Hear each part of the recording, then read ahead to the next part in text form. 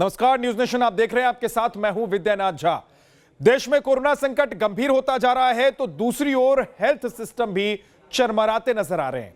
अस्पतालों में बेड नहीं मिल रहे, शहर शहर से ऑक्सीजन की कमी की खबरें आ रही हैं। ऐसे में कोरोना से कैसे लड़ेंगे, देखिए महाराष्ट्र से लेकर मध्य प्रदेश तक की ग्राउंड रिपोर्ट। महाराष्ट्र में ऑक्सीजन की किल्लत, मध्य प्रदेश में ऑक्सीजन की कमी। लेकिन यह कमी अब ज्यादा दिन नहीं रहने वाली, क्योंकि अब रेलवे ने ऑक्सीजन की कमी को पूरा करने के लिए कमर कस ली है। राज्यों को ऑक्सीजन की तेज आपूर्ति के लिए ग्रीन कॉरिडोर बनाया जाएगा, जिससे तेजी से ऑक्सीजन की सप्लाई हो सके। पहले इसका तकनीकी परीक्षण किया जाएगा। विशाखापट्टनम और जमशेदपुर, राउरकेला, बोकारो से सप्लाई की तैयारी है। अगर परीक्षण सफल रहा तो जल्द टैंकर्स के जरिए मेडिकल ऑक्सीजन मुंबई लाई जाएगी। दरअसल ऑक्सीजन की कमी के बीच मध्य प्रदेश और महाराष्ट्र सरकार ने रेल मंत्रालय से संपर्क किया था। रेलवे से पूछा गया कि क्या लिक्विड मेडिकल ऑक्सीजन टैंकरों को रेलवे एक जगह से दूसरी जगह तक ट्रांसपोर्ट कर सकता है या नहीं। रविवार को मुंबई में गैस टैंकर के साथ इसका ट्रायल भी किया गया। देखिए, गैस का खाली टैंकर आया और सीधे रेलवे ट्रॉली पर चढ़ गया। अब ये देखा जाएगा कि क्या ऐसे टैंकरों के जरिए ऑक्सीजन की सप्लाई एक राज्य से दूसरे राज्य में की जा सकती है। एक अनुमान के मुताबिक महाराष्ट्र में हर रोज 1200 टन ऑक्सीजन तैयार होता है। इस ऑक्सीजन का इस्तेमाल मेडिकल और इंडस्ट्रियल दोनों ही कामों में होता है। फिलहाल महाराष्ट्र में 950 से 1000 टन ऑक्सीजन का इस्तेमाल हो रहा है। लेकिन महाराष्ट्र में जिस तेजी से कोरोना केसेस बढ़ रहे हैं, उसके बाद आने वाले सप्ताह में राज्य को कम से कम 1500 से 1600 टन ऑक्सीजन की जरूरत हर रोज होगी। मुंबई के बीएमसी अस्पताल में ऑक्सीजन का लेवल कहां तक पहुंच गया है, अब उसकी ग्राउंड रिपोर्ट देखिए। कोरोना की दूसरी लहर में पूरे महाराष्ट्र में कोरोना मरीजों की संख्या लगातार तेजी से बढ़ती हुई नजर आ रही है। खास तौर पर मुंबई, पुणे, नासिक और नागपुर जैसे शहरों में ये संक्रमण तेजी से फैलता हुआ नजर आ रहा है।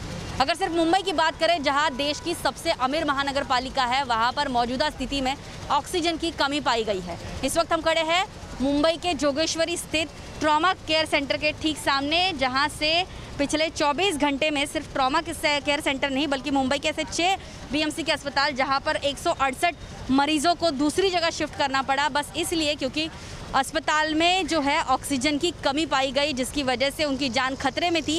इसीलिए मुंबई के बीएमसी के 6 अस्पतालों में से 168 मरीजों को दूसरी जगह शिफ्ट किया गया। कोरोना के क्रिटिकल मरीजों के इलाज में ऑक्सीजन कितना अहम साबित हो रहा है, उसका एग्जाम्पल दिल्ली से आई इन तस्वीरों से समझिए। यहाँ पुलिस ऑक्सीजन सिलेंडर से लदी गाड़ी को अस्पताल तक पहुँचाने के लिए बाकायदा एक टीम लगाई हुई है। पूरा मामला दिल्ली के निहाल विहार इलाके का है। रविवार दोपहर 1:30 बजे निहाल विहार पुलिस थाने में मनसाराम अस्पताल के निदेशक की कॉल आई। उन्होंने पुलिस को बताया कि उनके अस्पताल में 35 कोरोना मरीज ऑक्सीजन सपोर्ट पर हैं। अस्पताल में ऑक्सीजन का स्टॉक महज 1 घंटे का बचा है। ऐसे में उन्होंने पुलिस से ऑक्सीजन को लेकर मदद मांगी। दिल्ली पुलिस एक्शन में आई और घंटे भर के भीतर मुंडका और बवाना इलाके से 20 ऑक्सीजन सिलेंडर की व्यवस्था करके पुलिस ने अस्पताल को पहुंचा दिया। मैंने 100 नंबर पर डायल किया। दिल्ली पुलिस तुरंत हमारे पास आई और उन्होंने अपने सोर्स से हमें ऑक्सीजन प्रोवाइड कराई विदिन 1 आवर, ताकि और हमारे मरीजों की जान बची। दिल्ली और मुंबई के अस्पतालों में ऑक्सीजन का लेवल डाउन हो रहा है, लेकिन लोग इस संकट से कितने फिक्रमंद हैं, अब उसकी तस्वीर देखिए। ये मुंबई के अंधेरी इलाके की तस्वीर है, जहां धारा 144 लागू होने के बावजूद बाजारों में लोगों की लापरवाही कम नहीं हो रही। इस वक्त हम खड़े हैं मुंबई के अंधेरी स्थित मच्छी मार्केट में, जहां आप देख सकते हैं कि जहां धारा 144 लागू है, वहां पर नियम होता है कि एक जगह पर 5 लोगों से भी ज़्यादा लोग इकट्ठे नहीं हो सकते। लेकिन यहां पर आप देख सकते हैं कि लोग जो है वो खरीदारी के लिए यहाँ पर बहुत भीड़ लगाए हुए हैं। कई लोग जो है आपको मास्क ठीक से लगाए हुए भी नज़र नहीं आ रहे हैं। सामाजिक दूरी, शारीरिक दूरी, ये कोरोना को रोकने के लिए बेहद ज़रूरी है। ऐसा राज्य सरकार की तरफ से, प्रशासन की तरफ से, डॉक्टर की तरफ से लगातार बताया जा रहा है, लेकिन लोग इसका पालन करते हुए नज़र नहीं आ रहे। पूरे महाराष्ट्र में 59,000 से भी ज़्यादा लोगों की मौत कोरोना की वजह से हुई है। लेकिन जिस तरह से तस्वीरों में आपको नज़र आ रहा है, लोगों में अभी भी कोरोना का खौफ नज़र नहीं आ रहा है। लोग सीधा सीधा नियमों का उल्लंघन करते हुए नज़र आ रहे हैं। बिल्कुल भी इनके चेहरे पर डर नहीं है। शॉपिंग के लिए निकले हैं। अगर इसी तरह से तस्वीर रही तो बेकाबू होते इस कोरोना को रोकने के लिए जल्दी सफलता हासिल नहीं हो पाएगी। वीडियो जर्नलिस्ट अनिल शिंदे के साथ ज्योत्सना गंगने, न्यूज़ नेशन, मुंबई। और अब बात दिल्ली की। दिल्ली में कोरोना की चेन तोड़ने के लिए वीकेंड कर्फ्यू कितना कारगर साबित हुआ, यह अगले कुछ दिनों में पता चल जाएगा। लेकिन वीकेंड कर्फ्यू में दिल्ली पुलिस की जो सख्ती दिखी, उसने वीकेंड कर्फ्यू को कामयाब बना दिया। पिछले 24 घंटे के भीतर वीकेंड कर्फ्यू तोड़ने वालों के खिलाफ कार्रवाई की गई है। 164 लोगों को गिरफ्तार किया गया है और 2000 से ज्यादा लोगों का चालान काटा गया है।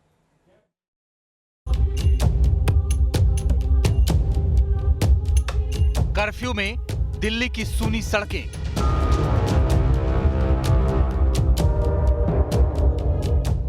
हर तरफ सन्नाटा।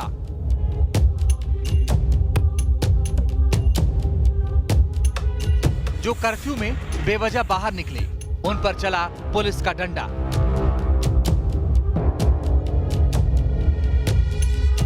अब तक 363 एफआईआर, 164 लोगों की गिरफ्तारी।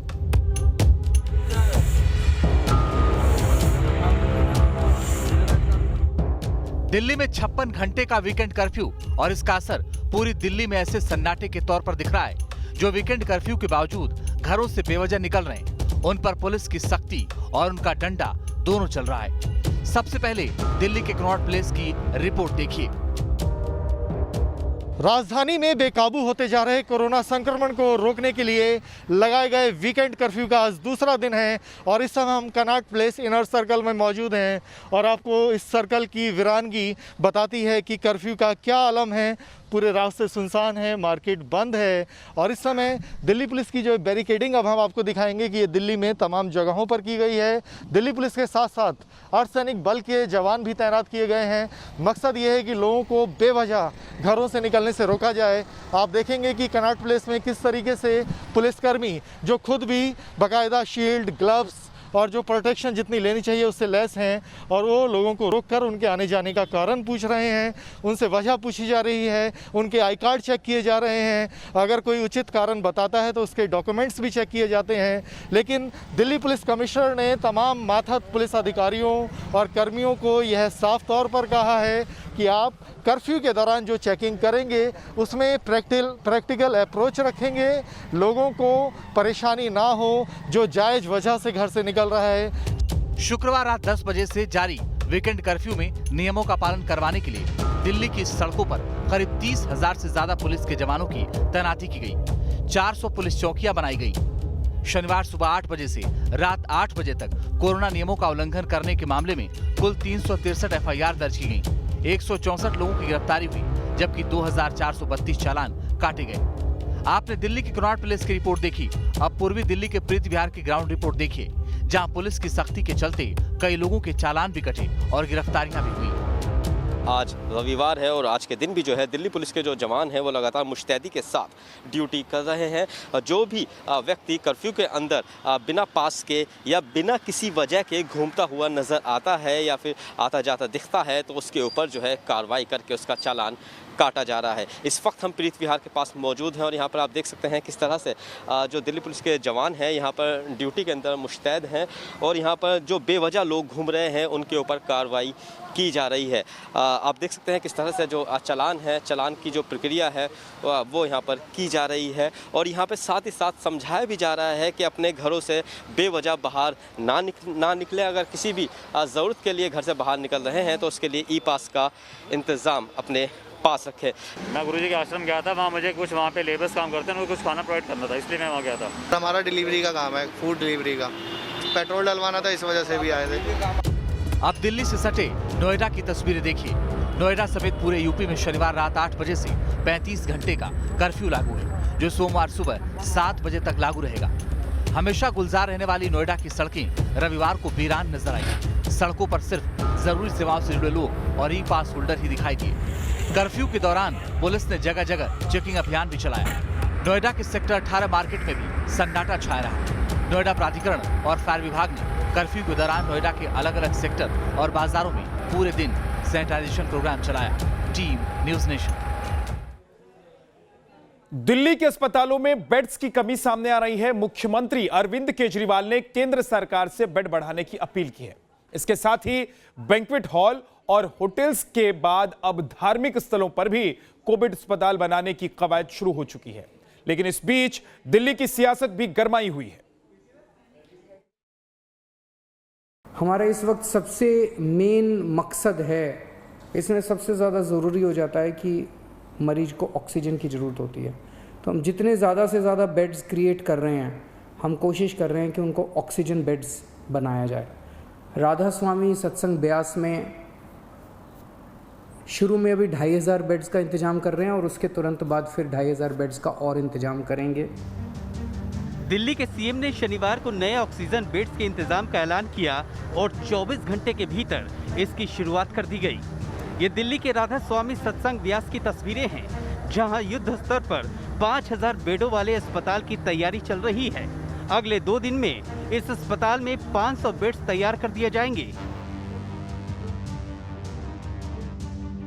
यहाँ पे हमारी तैयारी अभी 5000 बेड शुरू करने की है, जिसमें से 500 बेड्स तो कल शाम या परसों तक शुरू हो जाने चाहिए और उसके बाद पूरे 5000 बेड्स अगले कुछ दिन में शुरू हो जाएंगे। यहाँ दिल्ली में शनिवार को कोरोना के रिकॉर्ड 24,000 से ज्यादा मामले सामने आए। संक्रमण का दर 24.56% तक पहुंच गया है, यानी कोविड टेस्ट करा रहे हर 4 लोगों में एक शख्स कोरोना पॉजिटिव निकल रहा है। ऐसे में राधा स्वामी सत्संग व्यास में तैयार हो रहा ये जंबो कोविड सेंटर दिल्ली वालों की सेहत के लिए मील का पत्थर साबित होने वाला है। राजधानी दिल्ली के अंदर कोरोना वायरस के मरीजों की बढ़ती हुई संख्या को देखते हुए दक्षिणी दिल्ली के राधा स्वामी सत्संग के अंदर दिल्ली के उप मुख्यमंत्री मनीष सिसोदिया ने आज 500 बेडों का जो अस्पताल है वो यहाँ पर बनाया गया है, उसके अंदर जो है उनका उद्घाटन किया गया है। आप देख सकते हैं किस तरह से यहाँ पे जो कोरोना वायरस के जो मरीज़ होंगे उन्हें यहाँ पर लाया जाएगा, क्योंकि राजधानी दिल्ली के अंदर लगातार मरीज़ों की संख्या जो है वो बढ़ती जा रही है। हम आपको बता दें, स्वामी राधा सत्संग व्यास के अंदर जो है लगभग 5000 बेडों की जो संख्या है वो बढ़ाई जाएगी। फिलहाल जो है 500 बेड का जो यहाँ पे एक अस्पताल है वो यहाँ पर बनाया गया है। इसके बाद जो है ये संख्या बढ़कर लगभग 5000 हो जाएगी। राधा स्वामी सत्संग व्यास के अलावा दिल्ली सरकार Yamuna sports complex, Commonwealth games village और स्कूलों में भी नए ऑक्सीजन बेड्स का इंतजाम कर रही है। Team news nation. कहीं ऑक्सीजन का संकट है, कहीं से अस्पतालों की बदहाली के वीडियो सामने आ रहे हैं। मरीज अपना अपना दर्द बयां कर रहे हैं, लेकिन इस सब के बीच अच्छी खबरें भी आ रही हैं। कोरोना से जारी जंग में महाराष्ट्र सरकार को पश्चिमी रेलवे का साथ मिला है।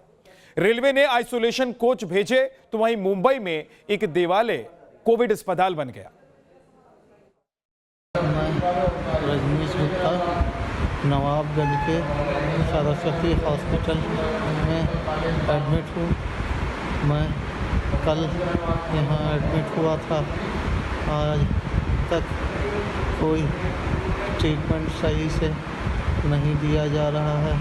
मुझे सांस लेने में दिक्कत हो रही है। ये यूपी के उन्नाव में सरस्वती हॉस्पिटल का वीडियो है जो सोशल मीडिया पर वायरल हो रहा है। वीडियो में मरीज दावा कर रहा है कि 24 घंटे एडमिट होने के बावजूद ना तो इन्हें कोई डॉक्टर देखने आया और ना ही कोई इलाज मिला। मैं डॉक्टर को बार बार बुलाता हूँ तो सुनवाई नहीं होती है। कहते हैं कि आप अपने बेड में लेटिए। वायरस की अटैक से शहर शहर अस्पतालों का सिस्टम जवाब दे रहा है। हालात ऐसे हो रहे हैं कि अस्पतालों में बेड नहीं मिल रहे और अब लोग घरों में ही इलाज के लिए ऑक्सीजन सिलेंडर का इंतजाम कर रहे हैं। ये लखनऊ की तस्वीरें हैं, जहां ऑक्सीजन सप्लाई करने वाली गैस एजेंसी के बाहर लोगों की भीड़ लगी है। हर कोई इस कोशिश में है कि किसी तरह ऑक्सीजन का एक सिलेंडर मिल जाए ताकि घर में इनके कोरोना पेशेंट की जान बच सके। सर अस्पताल नहीं मिला है, क्या करें, घर पे देखभाल तो करनी ही है किसी तरह। अपनी तो समझ से जो हो सकता है, जो घर में वो तो करना ही है। हॉस्पिटल ले गए तो हॉस्पिटल में से वापस कर दिया गया और कोरोना वाले जितने भी हेल्पलाइन नंबर थे सब पे फ़ोन किया, कहीं से कोई रिस्पांस नहीं। बेल जारी लगा था लेकिन कोई रिस्पांस नहीं, कोई रिप्लाई नहीं। ये हमारे पास रिलेशन में सिलेंडर था, वो हमको मिल गया था, क्योंकि हम लोग किसी भी हॉस्पिटल में कहीं पे बेड नहीं मिले।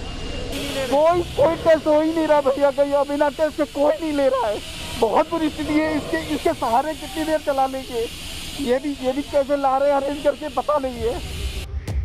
मुंबई में तो कोरोना से हालात इतने बिगड़ गए हैं कि मंदिरों को अब कोविड सेंटर्स में तब्दील किया जा रहा है। ये मुंबई की कांदीवली इलाके के पावन धाम मंदिर की तस्वीरें हैं, जहां कोरोना मरीजों के लिए 100 बेड का नया कोविड सेंटर बनाने की तैयारी की जा रही है। फिलहाल 50 बेड्स कोरोना मरीजों के लिए तैयार हो चुके हैं। 50 और बेड जल्दी तैयार करने का प्लान है। कांदीवली के पावन धाम मंदिर के अंदर जो कोविड सेंटर बनाया है वो तस्वीरें हम आपको सीधे दिखाते हैं। तस्वीर देखिए किस तरह से इस कोविड सेंटर को तब्दील कर दिया गया है। आपको बता दें कि यहाँ पर तकरीबन 50 ऐसे बेड है जहाँ पर कोरोना संक्रमित मरीजों का इलाज किया जाएगा। बेड की सुविधा आप देख लीजिए, क्या किस तरह से ऑक्सीजन की सुविधा है वो देख लीजिए। ये तस्वीर है कांदीवली के पावन धाम मंदिर की, जहाँ पर दिन रात पूजा अर्चना होती थी, जहाँ पर भोजन प्रसाद दिया जाता था, जहां पर भक्त श्रद्धालु अपने हाथ जो है वो जोड़ा करते थे प्रार्थना के तौर पर। लेकिन वही हाथ अब मदद के लिए सामने आ रहे हैं। जहां पर कोरोना संक्रमित मरीजों की संख्या महाराष्ट्र में सबसे ज्यादा बढ़ रही है, ऐसे बीच में यहां पर खास तौर पर मंदिर, धार्मिक स्थलों को जो है वो बंद कर दिया गया है। और ऐसे बीच में अब धार्मिक स्थलों पर भी जो है वो कोविड सेंटर उभारे जा रहे हैं। पावन धाम कोविड केयर सेंटर एक CC2 सेंटर है। यहाँ पे जो mild to moderate cases of COVID है उनको यहाँ ट्रीट किया जा सकता है। यहाँ पे हम रेगुलर सर्विसेज जो होती है, जो basic treatment medications of Covid और क्वारंटाइन फैसिलिटी देते हैं, उसके अलावा सेंट्रल ऑक्सीजन का पाइपलाइन भी है। हर एक बेड पे ऑक्सीजन पोर्ट है, बैकअप है, तो ऑक्सीजन ना भी मिले तो भी हम ये मशीन से उनका निवारण कर सकते हैं। कोरोना विस्फोट के चलते मुंबई समेत पूरे महाराष्ट्र में मेडिकल इमरजेंसी जैसे हालात बनते जा रहे हैं। अस्पतालों में अब जगह ना के बराबर बची है। ऐसे में अब महाराष्ट्र सरकार के अनुरोध पर रेलवे ने रेल कोच को आइसोलेशन वार्ड में तब्दील करना शुरू कर दिया है। वेस्टर्न रेलवे ने मुंबई से फिलहाल 21 रेल कोच को क्वारंटीन कोच में तब्दील करके नंदुरबार जिले के लिए रवाना किया है। महाराष्ट्र के अस्पतालों में बेड्स की कमी कितनी विकराल होती जा रही है, वो महाराष्ट्र के चंद्रपुर से आई इन तस्वीरों से समझिए। ये तस्वीरें आपको अंदर तक झकझोर देंगी। बस अड्डे के शेड में एक शख्स ने कोरोना से तड़प कर दम तोड़ दिया। सरकारी सिस्टम के लोग यहाँ मदद के लिए तब पहुँचे जब उन्हें कोरोना मरीज की मौत की खबर मिली। Team news nation. देश भर में कोरोना का संकट विकराल हो रहा है, लेकिन कुछ ऐसे लोग भी हैं जिन्हें ना तो कोरोना के खतरे का एहसास हो रहा है और ना ही इसके अंजाम का उन्हें अंदाजा है। मध्य प्रदेश के भिंड से ऐसी एक खबर सामने आई है। यहां शादी में 500 मेहमान जुटे थे।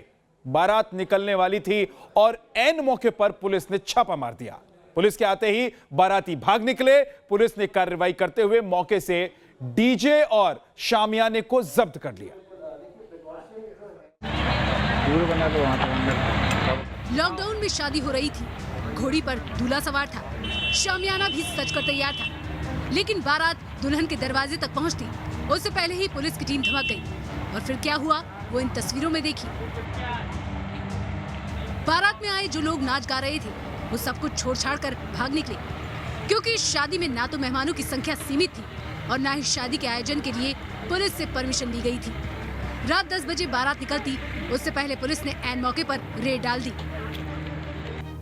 शादी में करीब 500 लोग इकट्ठा हुए थे, लिहाजा पुलिस ने कार्रवाई करते हुए टेंट जब्त कर लिया, कैटरिंग और डीजे जब्त कर लिया गया, बैंड बाजे वाले की दुकान सील कर दी गई, हलवाई का सामान भी जब्त कर लिया। पुलिस ने आयोजनकर्ता के खिलाफ लॉकडाउन के नियम तोड़ने का केस दर्ज किया है। उन पर धारा 144 तोड़ने और भीड़ इकट्ठा करने का आरोप लगा है। पुलिस की जिस वक्त कार्रवाई शुरू हुई उस वक्त शादी में आए कई मेहमान शामियाने के अंदर खाना खा रहे थे, कुछ डीजे पर थिरक रहे थे। प्रशासन की टीम देखकर सब इधर उधर भाग निकले। कार्रवाई की क्या की है सर इसमें? कार्रवाई इस पर 17 पंजीबद्ध हो। अच्छा, उसमें जो टेंट वाले हैं और भी हलवाई हैं, उसमें कोविड गाइडलाइन में जो भी है टेंट है और जो पक्ष जिन्होंने शादी में सम्मिलित हुए हैं उन सभी पे पकड़ लिया। पुलिस की कार्रवाई शुरू होते ही लड़के वालों ने शादी का कार्यक्रम बीच में ही रोक दिया। करीब 1 घंटे तक पुलिस ने शादी के आयोजकों से पूछताछ की और फिर 1 घंटे बाद जाकर 50 लोगों की मौजूदगी में दूल्हा और दुल्हन के फेरे करवाए गए। Team news nation. तो इस बुलेटिन में इतना ही। एक छोटा सा ब्रेक, लेकिन देश और दुनिया की खबरों के लिए आप बन रही हमारे साथ, देखते रहिए न्यूज़ नेशन।